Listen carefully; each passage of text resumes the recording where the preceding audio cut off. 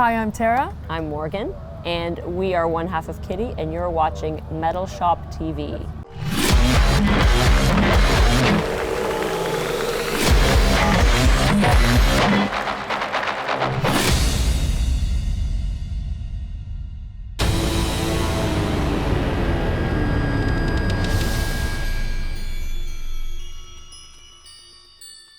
Yeah. Feels pretty good. Yeah, it's been a lot of fun. Feels a little strange, like kind of getting back into things after such a long time, especially with more like larger festivals, which we've been doing, but not many in a row. So like the touring aspect of things is, I feel like we're just getting back into it. We're getting back into the swing of it, you know? It's nice to see some young faces in the crowd, you know, that weren't here the last time we did it. And it's really good to see the fan base grow so much. Mm-hmm.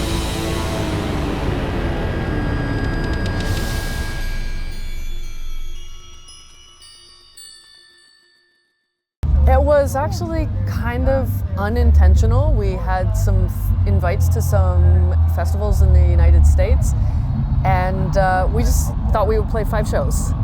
And then it just did this. And we thought we would have like a, hey, let's do it again one more time, and then that's it, see you later. And it just spiraled into something that none of us really were expecting. Yeah, people just kept asking for more, and more opportunities continued to come up. Ones that we really couldn't say no to, really great opportunities. So we're like, okay, well, let's just sort of see where this takes us.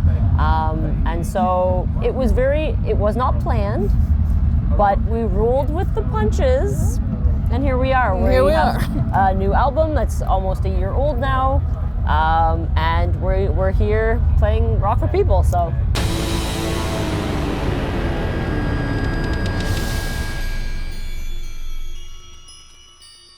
So, yes and no. I feel like the no would be that we could see ourselves that there was a younger audience that has been discovering the band over the last few years. I feel like TikTok, Spotify, these sorts of, ways that people are consuming music allow for an algorithm to sort of like maybe give you something that you might like. And there is a resurgence of new metal as well, and nostalgia. People are very much into new metal these days, and for a short time we were a part of that. And so, yeah, there has been a resurgence, and we felt like, okay, well, people do want new music, they do want to see us play.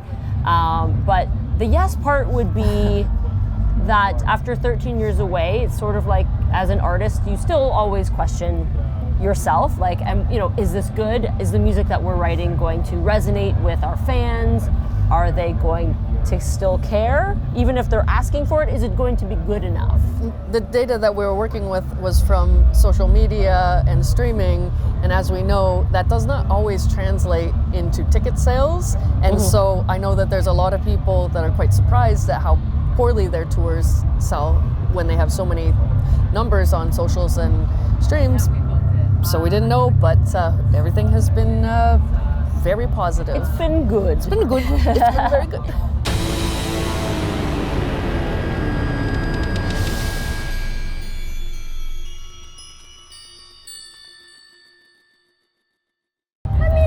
I think there's a lot of symbolism in that. When I was writing a lot of the lyrics, the imagery of fire, the idea of fire came up a lot. And that was just from my, perspective, my personal sort of touch on things. It just sort of felt like fire can destroy, it can rebuild the phoenix, being reborn. There's a lot of things, a lot of like witchcraft imagery, and like the idea of burning witches. Those sorts of images and ideas are in the lyrics as well. And so it kept popping up time and time again, and it was just like, okay, well, it sort of makes sense with the theme of a lot of the songs. But yeah, there's a dual meaning there, because there's definitely a fire that's sort of been burning underneath for all of this. So.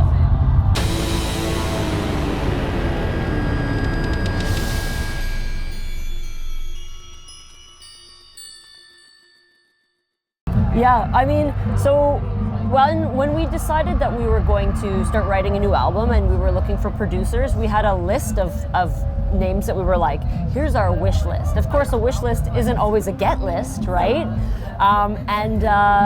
It usually means the person on the top you expect no. Yeah. And right? he was the person on the top. Yeah, and so for a really long time, actually, we didn't approach his people because we were like, he's too big for us. He's just too much the man for us. And we had gone and sort of, entertained the idea of different producers, and none of them really seemed to fit. And we were like, you know what? Let's just get our no. Yeah, let's just try it. And we sent some demos, and he was like, hell yeah. And we were, oh, wow, okay. Like it was very like a cold, we didn't know him, didn't know any of his people. We were like, he's just a really amazing producer and has worked with a lot of great bands, and let's give it a try. And he was like, yeah. We were like, this is awesome. And it was a great experience. It was great though. Yeah. He was very pure. He needed to hear the demos. He needed to hear the riffs. He did not say yes to us on our name at all. It was all based on, I understand what you girls are doing. This is a great connection. Let's do it. Yeah.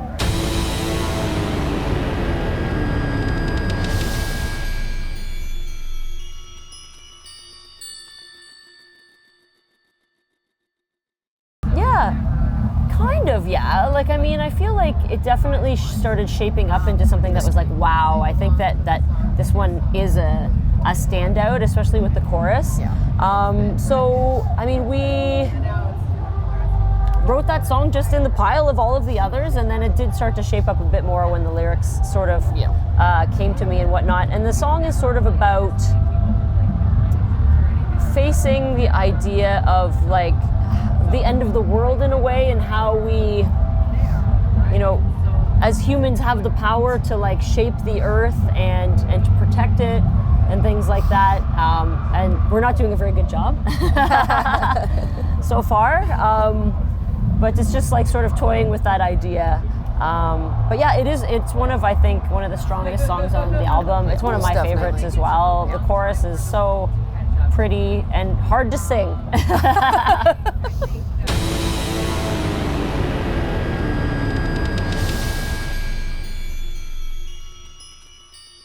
I think it's being viewed as less of a gimmick, where I know like originally Kittie was kind of considered a gimmick, which is not what it was. It was just friends playing music together, just like every other band, but it was so unique that people weren't able to really see it for what it was. And then it took a lot of fighting and a lot of work for us to actually make that perception evolve.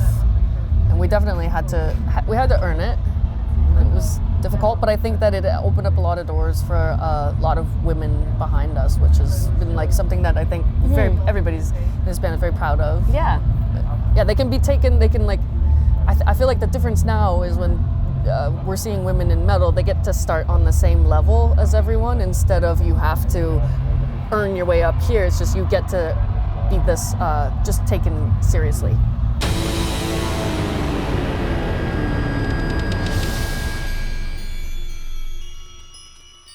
Yeah, it's amazing, and always surprising as well. You meet a lot of, especially doing festivals and touring and stuff, you meet a lot of different bands and a lot of women, and it's always amazing to run into people that you never knew were fans of the band, and somehow we inspired them, and it's really cool. So. Yeah.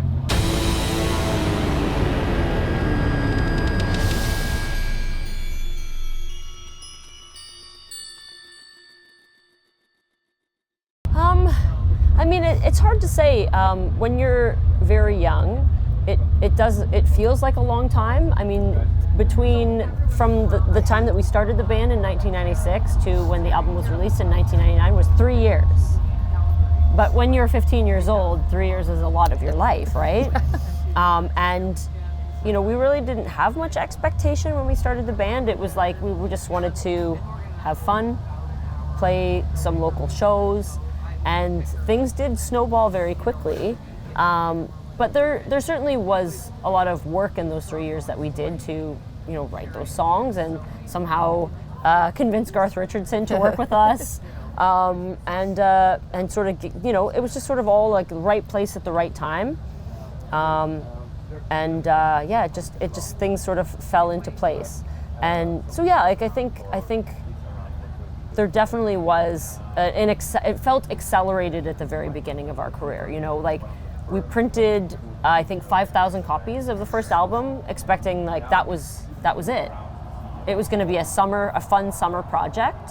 We'll do 2 weeks of a tour, we'll put out an album, and then we'll go back to school and life and normal.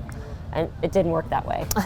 We sold all of them in the first week, and you know, I think there was a lot of people in our corner, like radio stations and stuff like that like were early adopters and early supporters, that really got our music out to an audience early on. And people, like back when you used to call the radio station, we like, the phones are lighting up.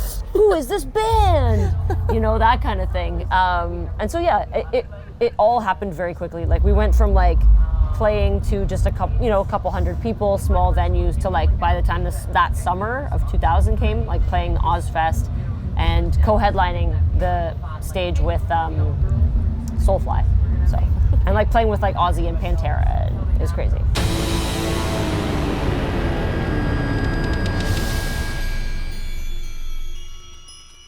I mean, Ozzfest was crazy. It was like a big summer camp, and you know, going on tour and doing these festivals is a little bit of that feeling. But imagine this festival toured all around the whole continent for 2 months. Like that's what that is. It's like you get to know people. There's a lot of camaraderie. You become friends. There's just like everybody is having a great time, and it gets really silly. And summer camp. It was like summer camp, yeah. Mm-hmm.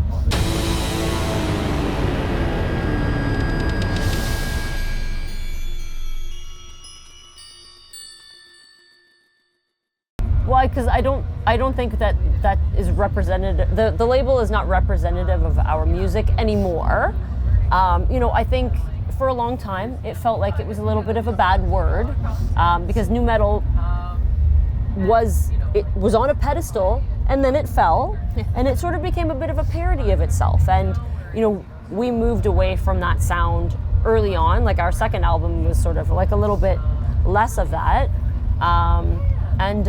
But we are still very proud to say that we helped to, you know, start some of the movement, and we were we were one of the earlier nu metal bands, and people found us popular, and so yeah, we're proud to say that album was influential in that genre.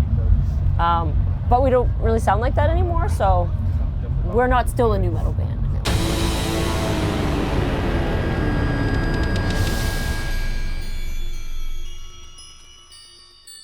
Well, I'll tell you that. So when I was in high school and just kind of like figuring out what I wanted to do, I was taking a lot of biology and sciences because I wanted to do creepy stuff, like maybe be a coroner, or you know. And I know that's a lot of schooling, but I was like, okay, like maybe that's sort of a path that I would want to go down.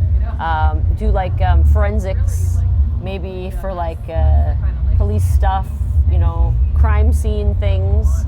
So that was kind of where I was at. So I'd like to think that 17-year-old Morgan, if Kittie didn't kind of take over life, I probably would have gone in that direction and done something quite morbid. That's quite likely. Yeah.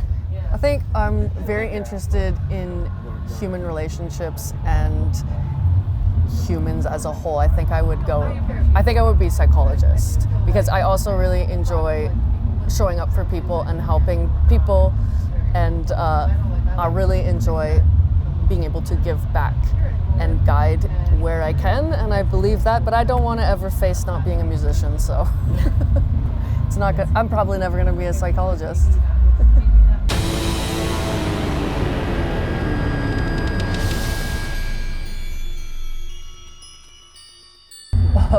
That's hard. People ask that kind of frequently, and I feel like we answer it different every time. Yeah. And today I want to be very Canadian and collaborate with Avril Lavigne, because Avril dresses now like she's in our band. Yeah. And I think That's cool. We don't know her, but I think she's probably really cool, and we'd love to do a song with her. Yeah.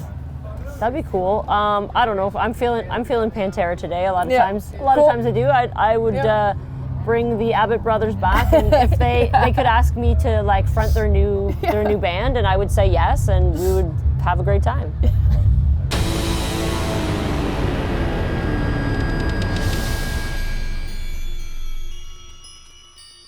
Oh. The weirdest thing. I mean, I died one time on the internet. Yeah, okay. But it wasn't me. But I don't think people think that anymore. No. Or else I'm a ghost. Yeah. What? Well, I mean, there's like some of the obvious stuff that, like, you know, like, oh, we're not really playing our instruments, or that we didn't play the first my record. dad wrote our songs from the grave. That's cool. I mean, yeah, you kind of had to know their dad to know he definitely didn't write that album. Strange. Yeah. I've heard some weird stuff about Mercedes and Lemmy from Motorhead. There was like some weird like rumor way back in the day that like she like got with Lemmy or something. It's like, oh. I mean, she was a child. Yeah, that's creepy. I'm trying to think what else. Think that's, though. Yeah. I mean, there's a lot. Yeah, there's a lot of. It's usually didn't do something. Yeah,